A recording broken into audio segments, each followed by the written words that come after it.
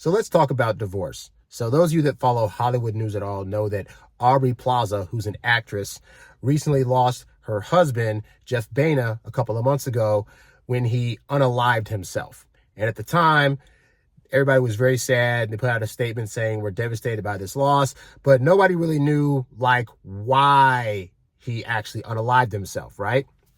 So it just came out that a few months prior to him unaliving himself, that Jeff Baena and Aubrey Plaza had separated. She was separated from him and he was devastated and was trying to get back with her, and it took a toll on him. And for those of you that maybe haven't been married before, maybe haven't even dated a whole lot before, it's very easy early in life to just be well, I just want to get with whoever. I want to make it work for whoever I get with. I'll be a good mate to them. And all I got to do is be a good guy and it'll be fine. When bad times happen, when we fight or whatever, it's not going to matter because love will persevere and get us through it. And that is the way that a lot of guys go into relationships, thinking that once you got this woman down and once you married her and you are signed up for a long-term relationship, that nothing's going to break you. I've never been through a divorce, but I have definitely had friends that went through divorces, and being around them as they were going through their divorce, it was very, very hard to watch because seeing them be depressed, not wanting to get out of bed, just moping around and feeling that their life is basically over, that they have to tell their friends and family, and it's humiliating, and they don't know themselves if they're going to ever be able to find another love that's going to want to come by and get them. And it's very heartbreaking. And so I'm not surprised at all that when this guy and his wife were separated, that it took a toll on him. We, as society, we try to help women out when they go through these hard times. But a lot of times guys face divorce, separations, and breakups by themselves because everybody's trying to make sure she's okay and thinking, well, he's a guy, he can handle it. He's not emotional. He doesn't have feelings. It's going to be fine. And I have seen firsthand, it can be very, very devastating. And to the point where a lot of dudes end up unaliving themselves because just the pressure of it, the ego that gets hit and they're unable to take it. The fact that they spent all this time building a life with this person and then they want to just up and go. And they're I was a good guy. I did all the things I was supposed to do. And this woman still left me. It is very much, in our logical brains, a hard thing to understand. How is it we can, in our heads, do everything that we thought we needed to do and still have the person leave us, right? But this honestly goes back to what I say about the idea of being detached to outcomes. And sometimes people fight me on this because they're but Harry, if you're with somebody, you should care about them. And I never say you shouldn't care. But I really honestly do believe that the more attached you are to the idea that the person that's with you has to always be with you, and that your life is going to be completely tattered to pieces if they're not in your life, is a place that a lot of guys date from and get married from, that ends up causing them to panic, freak out, and get depressed when it doesn't work out. And so I never want you guys to not care about the person you're with.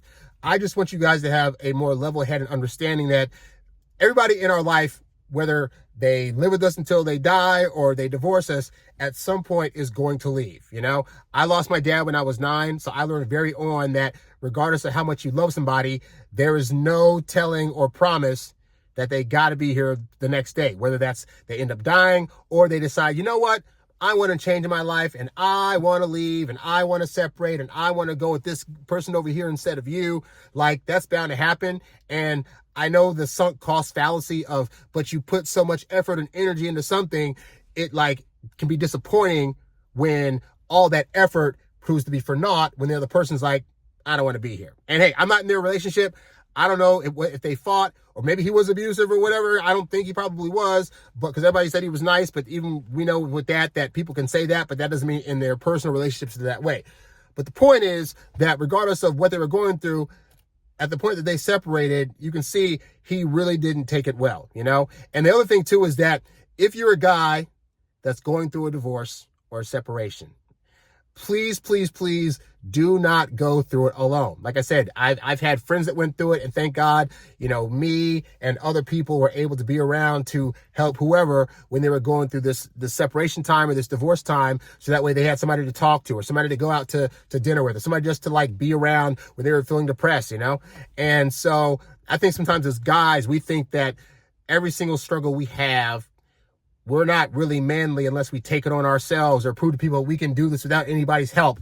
And we're not built that way. We are designed to want to interact with people. We're designed to need help. Like when you're going through situations that are depressing and you don't know how to navigate them, you sitting there in your house by yourself day after day, moping, mulling over the fact that your wife left you, that is not going to be a healthy solution.